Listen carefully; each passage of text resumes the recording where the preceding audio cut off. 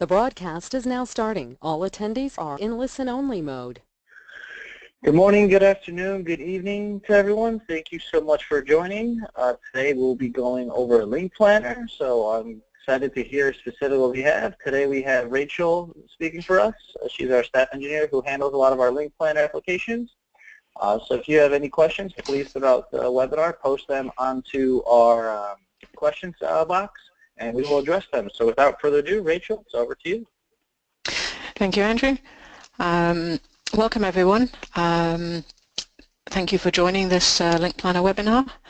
This time we're going to focus on the new features since our last webinar back at the beginning of January.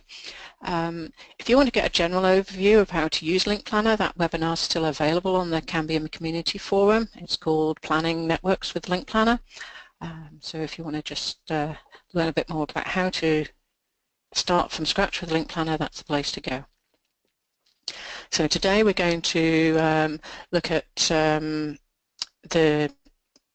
a quick overview on the products, what we've been doing on performance improvements, some sort of more general LINKPlanner features we've been adding, and then we're going to also look more specifically at some PMP features where we've been doing some work. So here's a quick review of all the products we support in LINKPlanner. We've added in the 900 meg to the 450 family portfolio, and also an indoor option to the 820, which is now also called the 820i. We've still got products in there for 250, 300, 500, 600, although they are getting discontinued from sale. We keep them in LINKPlanner. If you've already got projects that are using them, you don't have to worry that they're going to disappear and you won't be able to add to your networks. They'll remain. So a little bit more detail on some of the products. Although we haven't added many new products, we're continuing to add countries, bandwidths, different bands to various of our product portfolios, so they keep expanding, so it's always worth keeping up to date with the latest version. And then I'm going to look at the CM Pilot and the 820i in a little bit more detail on the next few slides. So CM Pilot is our family of Wi-Fi products. We don't support them for detailed planning in LINKPlanner, as they're mostly indoor deployments, but we have added them to the BOM estimator side of LINKPlanner so that it will help guide you through product selection and enable you to create a BOM with a combination of Wi-Fi and our other products. So select the BOM estimator under the project configuration and then select the Wi-Fi estimates tab. I mean, it runs very similar to the PTP and PMP estimates as well once you get into doing the individual configurations. If you select a new configuration, you can choose through the options and it will guide you what combinations fit for those selections you've made. The bill of materials and the individual configuration is just for that one radio. Once you've selected that one, you can then change the quantities. So you've got a quantity tab up here where you can set the quantities for each of your different configurations. And then the BOM estimate for all of your Wi-Fi equipment is combined at the bottom. And this you can also export this out to the Excel workbook, where there'll be a separate section in there for Wi-Fi as well as the PTP and PMP. On the PTP 820i, this is an all-indoor system and it's built on the PTP 820G modem, so you'll see a lot of the same functionalities and features that are all available for the other PTP 820G products. We then combine that with an RFU-A radio, which is an indoor rack-mounted radio, which is sort of similar concept to the iRFU that we have on PTP 800 and 810. So we're only supporting this at the moment in the FCC and Canadian regulations with the ANSI product in these frequency bands. Note that the 7 GHz option is the FCC frequency range of 7 gigs with a 25 meg bandwidth rather than the ETSI 7 GHz band. This 7 gigs band overlaps the top of the 6 gigahertz frequency band, so it will use all the 6 gigahertz parts. So even though you might have selected 7 gigahertz, don't be worried when you see parts that say they're 6 gigahertz in the BOM. If you've previously been planning networks using 800i or 810i, then the process is pretty much the same. You've got the more detailed feeder loss window, and like the 800i, these old indoor radios are a bit more complicated when we get down to the BOM, as there's a lot more parts required to connect the radio to the antennas. Some of these are length specific, so please make sure that you get the antenna heights correct, and in this detailed feeder losses window you can specify the distance from the tower to the shack and inside the shack. As the waveguides come cut to order, then you want to make sure you get those ranges correct. For 2+0 copolar, the branching draw is very frequency specific. It's tailored to each of the individual pairs of frequencies that you select. So please don't order until you actually know which frequencies you're going to use. For the other configurations, the branching draw is still sort of frequency specific, but it's much more similar to the way the subbands work on the other PTP 820 radios. So if you know what subband you're going to be in, then it might be a little bit easier to order earlier, but you still might need to make sure that you've got your coordination in and they're going to give you frequencies in those bands, so a bit like ordering an RFUC. In the RFUA also allows you an option to do spatial diversity, but there's actually two different antenna configurations you can use for this, which is slightly different from any of our other products. So we have a split end option, and in this one each RFUA connects to its own antenna, which is very similar to what happens with an RFUC at the moment. This reduces the losses, but it does mean that when the hot standby kicks in on the 1+1, the secondary radio will transmit through the diverse antenna, so you need to be sure about your regulation compliance for those antennas. The standard method is very similar to how the 800i works in the iRFU, where the transmitter from both the main and the diverse radios are routed up to the main antenna. This means that the diverse antennas receive only, and you've got more freedom to choose what type of antenna you use, but it does incur some additional loss for the switch system. Now move on to look at some performance enhancements. The path profile system was originally developed for PTP links, where typically each link is created individually. However, we are seeing an increase in numbers of people using a CSV file import for all their PTP links, and obviously on PMP it's typical to attach multiple subscribers to an AP at one time. So as a result of that, we've now made a change where we batch the requests so that they're sent in chunks of up to 200 profile requests at one go back to the server. This does mean that if you're following the progress in detail, where the little wheel goes round on the bottom right hand corner of LINKPlanner, you'll no longer see each individual profile request come back. But on the positive side of that, project, for example, with 360 links was taking over 20 minutes to populate all the profiles, which we understood was quite a long time to be waiting. And we've now reduced this to less than 25 seconds, so we're quite pleased that that's made quite a significant improvement. We're also trying to improve the general usability of LINKPlanner, especially with larger project sizes. We want to make it quicker to open the projects and also easier to make changes to individual items. So there's been quite a lot going on that side of it, and we have more changes still to come, so watch out for future releases. If you're working on large projects and there are specific things that you're finding hard to do or slow to do, then please do let us know at the usual LINKPlanner email address. You can find this on the home page of LINKPlanner or in the user guide. And we'll look at some more features that are more either generic or specific to PTP. In the options menus, we've had a way to set up on the bill of materials to select default power leads for some time or kits, but previously you had to do it for each different product. So we've changed this around a bit so that you can now just make one set of selections that will apply to all products, and you can order the selections and rank them by using the arrows on the right hand side to move the options up and down. In this particular example, I've selected a UK specific power lead to be my preferred choice. But if I have a mix of products in my network and not all of them actually support a UK power lead, then it will give me a EU option as the backup for anything that doesn't support UK. So we're hoping that you'll find this easier to manage, and it will also automatically update for as new products are added or anything is changed.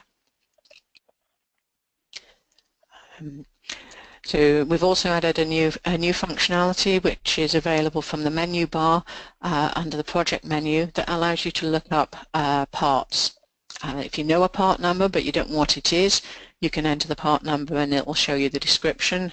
If you are looking for a part number, then you can enter any part of a description and it will start to match the options as soon as you've entered 3 characters. So you don't have to be precise on what the description is, and the more you enter, the more it will refine that list on the right hand side.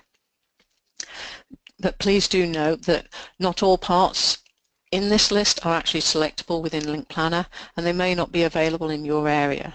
So if you find a part in there that you'd like to use, but it's not coming up in a LINKPlanner created BOM, then please do check with your local sales guys before ordering the parts.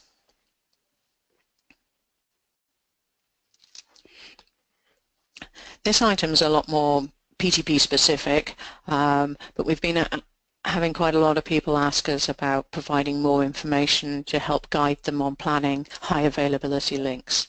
So we've added some extra information into the info icon on license band links. This same information is also available as a column heading in the PTP links view to help you understand more about the impact of earth curvature. I'm not going to go into the physics of earth curvature at the moment, other than to say it does vary over time and it depends on environmental conditions relating to air pressure, temperature, water vapor density. By default, we use a K factor of 4/3. But when the K factor drops, the earth bulges, and that means that the link comes, what was a line of sight link, the earth now actually extends up into that Fresnel zone. And it can be more of a problem, especially on longer links. It's often referred to as worst earth curvature. In LINKPlanner, we give an indication of the impact of this change by the grey line on the profile. The change in the K factors taken from ITUR P530 standard as shown in Figure 2 in that document. In the whole processes for designing links, before you get to availability, the processes in the standards assume that you have set the antenna heights correctly to clear worst earth. So when it comes to actually doing the availability calculations, they assume that this clearance is there, and they won't take into account any excess path loss from the change in earth curvature. So you've got to be a little bit careful about how you read the availability figures if you haven't ensured you've cleared worst earth. Now, that's why when it looks like you're designing a line of sight link, we've added this warning just to guide you and make you, provide a little bit extra information to make you think about whether or not you've got the antenna heights right. How important this is to you depends on what type of link you're designing and what availability you're looking for. The worst earth curvature is a value that shouldn't be exceeded for 99.9% of the time. This is in the worst month for a given set of atmospheric conditions. But that means if you're designing links for 4 or 5 nines, i.e. 99.99% or better, then if you haven't cleared the earth curvature, any availability calculations above 99.9% can't be guaranteed. This example shows the impact on the availability of adding the extra 9 dBs. So in the bottom, the lower right link summary is a link is for the same link but with 9 dBs less gain margin. We can see that if you were looking for a 5 nines link, you're no longer going to meet that during those periods where the earth curvature is incurring some excess loss. What we have to remember is that although it's guaranteed to be not more than 9 dB for 0.1% of the time, there's no real data about how long it will be between, how much time it's going to spend between line of sight and 9 dB. So it's a constantly changing pattern, and you've got to make that decision based on your link and what you're looking for, and as to how much excess path loss you can tolerate.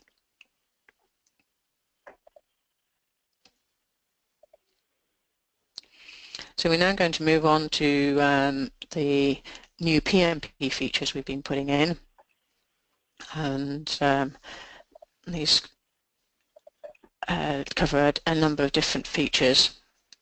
So we've had in the ability to do PTP link formatting for some time, and then we added in the ability to add some formatting rules to PMP links, and we've recently extended this to include the access points.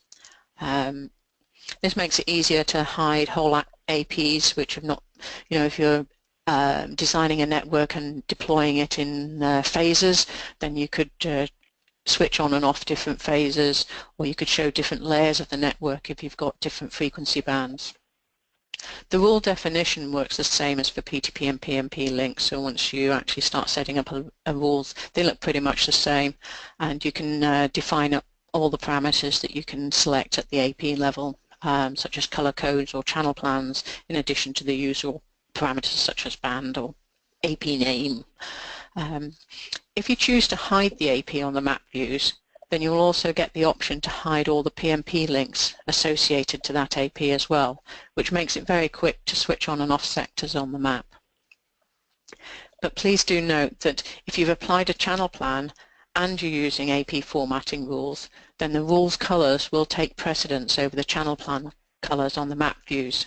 So you need to remember what you've got applied when you're looking at the map view. It can be quite easy to forget that you've got a formatting rule running in the background somewhere, and then wonder why you've got some different colors and the channel plan doesn't seem to be showing through properly.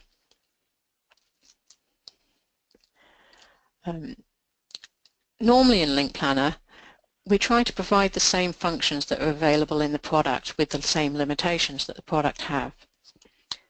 However, as we've seen customers trying to plan dense networks, especially with very small cell ranges, we've realized that applying the product limits in this case was making it very hard for users to actually design the network. So one of the things we've done now is we've changed the function of the max range capability, so that what's configured by the user is now the SM range and is not limited by the product limits, and which means that you can always configure it in either kilometers or miles regardless of the product, and we've increased the resolution to 1 decimal place, so you can design networks now from a minimum cell radius of 100 meters up to the maximum of the product. LINKPlanner will use this SM range to define the sector sizes as shown on the map, and also the range at which SMs can be connected to each AP. Just for clarity, we have still shown the max range under the SM range on this when you're actually setting the range. This is the value that you'll actually need to use within the product, and for some products it can only be set in miles, especially on the 450 range at the moment. And we also use this value within LINKPlanner for the capacity calculations, which are determined by the max range, not this new SM range. There's a couple of things to be aware of. When you actually deploy the network, the product will still work to that max range function, so SMs will be able to connect all the way out to the max range, not limited by the SM range that you've designed to. And therefore you'll need to make sure that you use AP color codes or channel restrictions to ensure that the SMs are connecting to the required APs if you have a very dense overlapping network with the max range distance. As this has actually been quite a significant change to this function, if you try and open a project that you've already saved in this current version of 4.3.11 or any future versions that come out, if you then try and open that project in an earlier version of LINKPlanner before 4.3.11, the earlier version won't recognize this new SM range function, and therefore it will revert to the default value of max range, which is 2 miles. So if you pass projects from one person to another and you're utilizing this and you're using this new function, then you need to be careful when a project gets passed back to an old version. That is going to be something that may catch you out.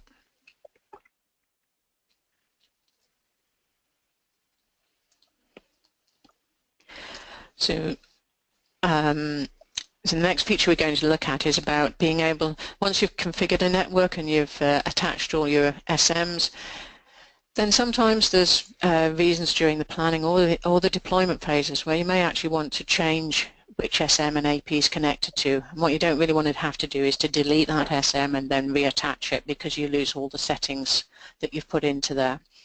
So we've added a capability in here where you can change the access point and effectively rehome an SM from one AP to another. Like quite a lot of functions in LINKPlanner, this can either be done from the navigation tree or from the map view.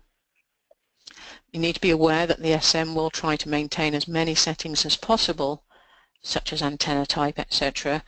But if the AP is either a different product or is on a different frequency band, those settings may not be available on that new AP.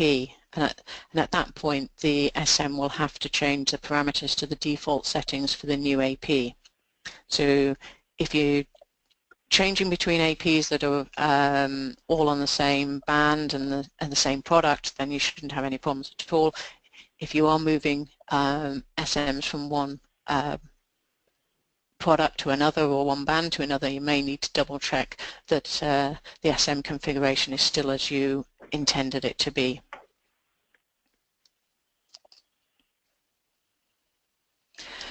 So when you select the option to change the access points, you get a list of other access points that are available. This list will only show one access points where the SM is within the SM range and it's within the bearing, so that it can be covered by that access point. Unfortunately, you need to note that we do have a bug in the current version, which means that if you're changing between an SM between two APs on the same hub, then you will lose the obstructions, any obstructions that have been added at the moment. This has been fixed in v4.3.12, which is going to be released tomorrow. In this new release coming out tomorrow, we're also adding an extension to this feature, which will allow you to select multiple SMs from the PMP links table view or the links to subscriber module tables view. So you can use the usual options to select groups of SMs using Control and Shift. But what you need to be aware of is that the list of access points that's shown will only contain access points which can serve all the SMs that you've selected. So you need to be a little bit aware of which SMs you're picking up, because if you get an SM from a different part of the network, there won't be any common access points, and so this list will be empty. This feature could also be useful if you need to change the location of an access point. So you can create the new access point and then move all your existing SMs from the old AP to the new one, and it will maintain as much as it can from the settings that you've already configured on the SMs. I assume at that point that the location of the AP has changed, and so it will need to create a new profiles between the SMs and the new location. So if you have added obstructions on that, then it's likely that they'll be lost. If you have just configured a new AP on the same hub site, then that should maintain all your obstructions. having created this option to move SMs from one network to another, and as we've started to work with larger projects and see that subscriber sites are added once you've done your main network design, then you can end up with a new subscriber site and not really actually quite know where and which APs may be best for it to connect to, especially if you've got quite a large network. So another new feature that's coming in the release tomorrow is the ability to select the subscriber site and then create a link from that subscriber site to one of the access points that's within range. So the first way you can do this is to select the subscriber site from the navigation pane. It's sort of an easy way to actually see which subscribers aren't connected, as they're the ones that don't have the little plus sign to the left of the name. So it's quite an easy method to do that. But there's also another option where we actually have a new icon on the toolbar, which is the new PMP link from subscriber site icon. And this will bring up a little selection box that's very similar to if you did the new PMP link from access point, but we've reversed the options. So now the subscriber sites are on the left and the access point options are on the right. If you have a long list of subscriber sites, then there's a little search box above the list of subscriber sites, and as we discussed earlier for the part description search, you don't need to know the exact name of the site. As soon as you start typing, it will narrow down the list to any subscriber sites that has that group of characters anywhere within the name. If you want to connect a number of subscriber sites, then once you've selected the site and selected the access point you want to connect to, select the Create Link option. This will create the link but leave this window open so that you can quickly select another subscriber site and continue connecting them. If you're only doing one subscriber site, or when you get to the end of the list, then if you select the OK button, it will create the link and close the window down at the end of the day. One thing to note is that this feature only allows you to connect a subscriber site to new access points. It will show a notification if the subscriber site is already connected to a given AP and the options to create the link are not available. If you want to duplicate links between subscriber sites in the same AP, you will still need to do this using the existing functionality from the AP side.